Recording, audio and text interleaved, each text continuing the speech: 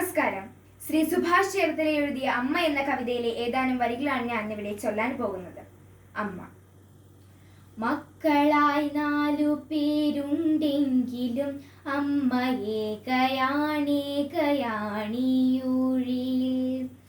അച്ഛൻ മറഞ്ഞൊരു കാലം മുതൽക്കമ്മ ഭാരമായി തീർന്നുവോ 4 പേർക്കും. നാഴൂരി മണ്ണും പകുത്തെടുത്ത് മക്കൾ 4 വഴിക്കായി പിരിഞ്ഞുപോയി.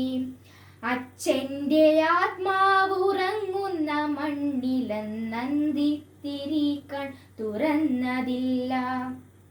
ഉള്ളം തുളുമ്പുന്നൊരോർമ്മകൾ നോവിൻ്റെ ആഴം പെരുക്കി ചിതയരിച്ചു.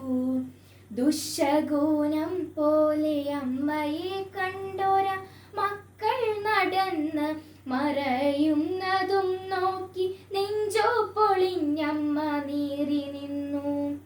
ചെല്ലക്കഥകൾ നുകർന്നു രസിച്ചൊര പേരക്കിടാവോടി വന്ന നേരം ശാസിച്ചു നിർത്തി മരുമകളെങ്കിലും മുത്തശ്ശിക്കൊപ്പമൊന്നോടിയെത്താൻ.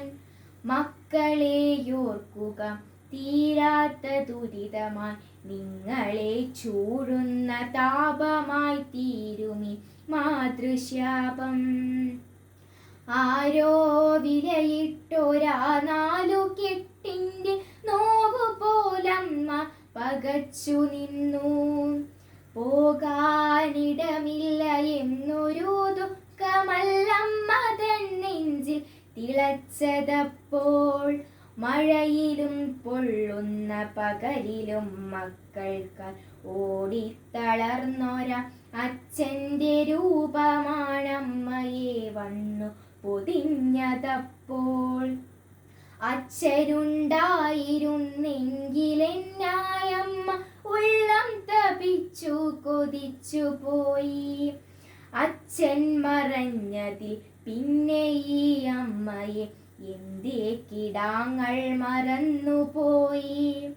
നേരമില്ലമ്മയെ നോക്കുവാനെന്നല്ല അച്ഛനും ഒന്നായി പറഞ്ഞെങ്കിലും 4 വന്നു കൈപിടിച്ചൊപ്പം നടക്കുമെന്നാശിച്ചുപോയി.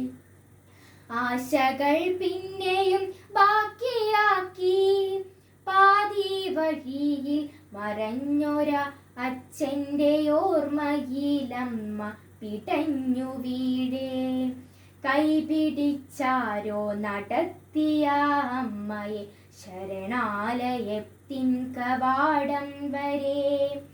ഏകയായി തീർന്നൊരി അമ്മ തൻ നെഞ്ചിലെ തീയൊന്നണയുവാൻ ഒരു വട്ടമെങ്കിലും പോരുമോ മക്കളെ ഈ വഴിയേ. പ്രതിക്രിയയായി വന്നു കൂട്ടിയാലും തീരുമോ മക്കളെ നിങ്ങളെ പോറ്റിയ പെറ്റ വയറിൻ്റെ തീരാക്കടം. പെറ്റ വയറിൻ്റെ തീരാക്കടം. നന്ദി.